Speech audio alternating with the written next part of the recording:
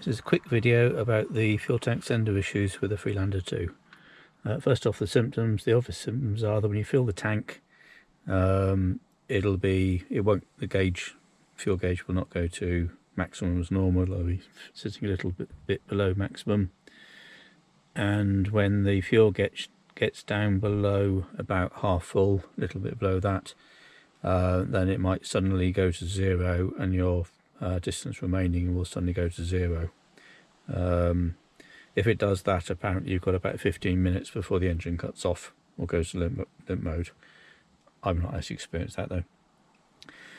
So very quickly, there is a technical bulletin on this. It is LTB 00566636, and this goes into a lot of detail on how to fix it, how to get the fuel pump and stuff, and it's all to do with wiring inside the tank. Now, what I'm going to look at here is just the symptoms, diagnosis, and a very quick bodge to get around the problem of it cutting the engine off. So, first things first, the reason we're looking at the back seat is that's where you can get to the top of the fuel tank through this access panel here, which I'm hoping I can get one of these. There we go. So rubber thing pops out. Ignore if you can see a green wire, ignore that. So once we got in here, what we're doing is looking at this black connector here, and you want to take that off. There's a little catch on the back, and I use a 90-degree pick just to go round. My hand's probably getting in the way. Just about go in the back, sort of slide it in, and so that's the connector off. Just pop that out of the way for a minute.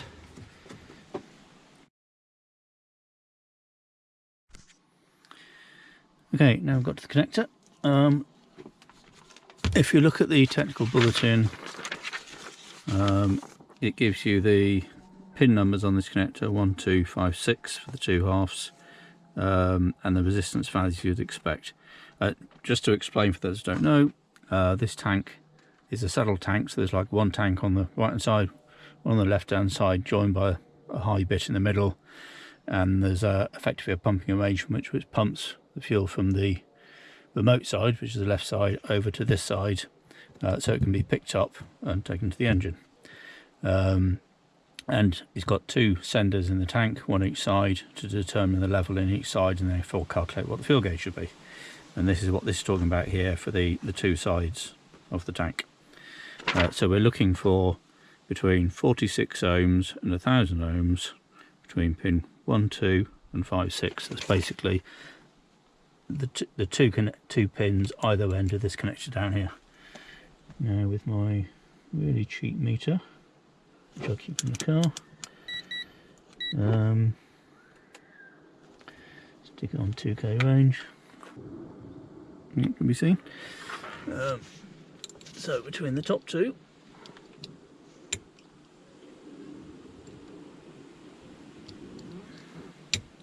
right, first check the meter works. Really fiddly, I can't actually see what I'm doing. Right, so the 2 towards the middle of the car is 100 ohms. Sorry, yes, 100 ohms, 0.11 kilo ohms.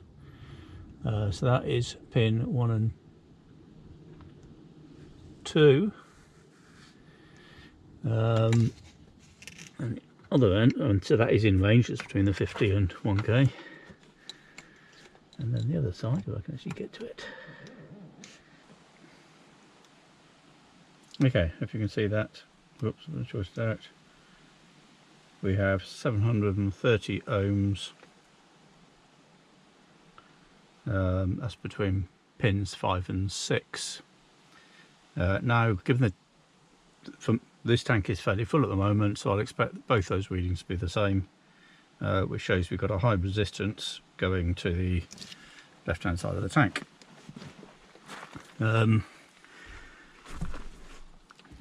Now there are the issue, if you read the technical bulletin is generally there's two potential reasons. One is the senders themselves is faulty, so there will be a faulty sender on the other side. But the common issue with the technical bulletins about is there's a connector between the two sides, and they tend to corrode and go high resistance, and then you get the symptoms you've got here. So although that other side was within the spec of 50 and 1000 ohms, it is incorrect, because I know the tank is full, which means it should be nearer to the 50, 100 end, not the 1000 end. And also got the symptoms of the fuel gauge playing up. Now, the proper solution to this is to drop the tank, remove the fuel pump assembly from this side, which I'm pointing to the screwdriver here. Now, unfortunately, I've been told that you can't get it out with the tank in place. There's not enough space to get it out through here, and that looks right. There's this foam insert, and there's not much space under there. But if you can drop the tank and do that, then you can pull the wiring out, repair it, crimp the connections, rather than take the plug out of line and solve the problem that way. What I've done as a bodge is I've actually, on the connector, you will see that I've wired in these couple of green wires going to the pins 5 and 6 on the connector, and there's a switch. So we've got a push button, it's a push on, push off switch here, but in the cable here I've also got a 300 ohm resistor. So what this allows me to do is, normally with the switch open, then it's behaving normally, but I'll see the gauge go down to about 0, then I might get the light coming on and the range going to 0. But if that happens, well, it's warning me I've got half a tank left. But if I press this button to connect the switch, connect the 200 ohm resistor in parallel with the tank sender, that will then mean I get up to about 2/3 of a tank on the gauge, and it will never report empty fuel and therefore cut the engine off. Of course, the problem with that is that if I let it run out of fuel, then you will get starvation of fuel to the high pressure fuel pump, which is bad news, and it's what the system's trying to stop you doing in the first place.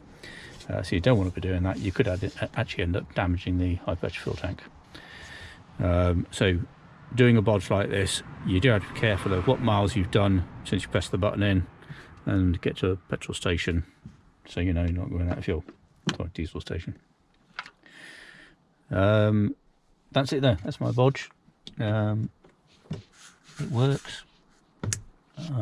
It's not ideal, but frankly it's a lot quicker and easier than dropping the fuel tank.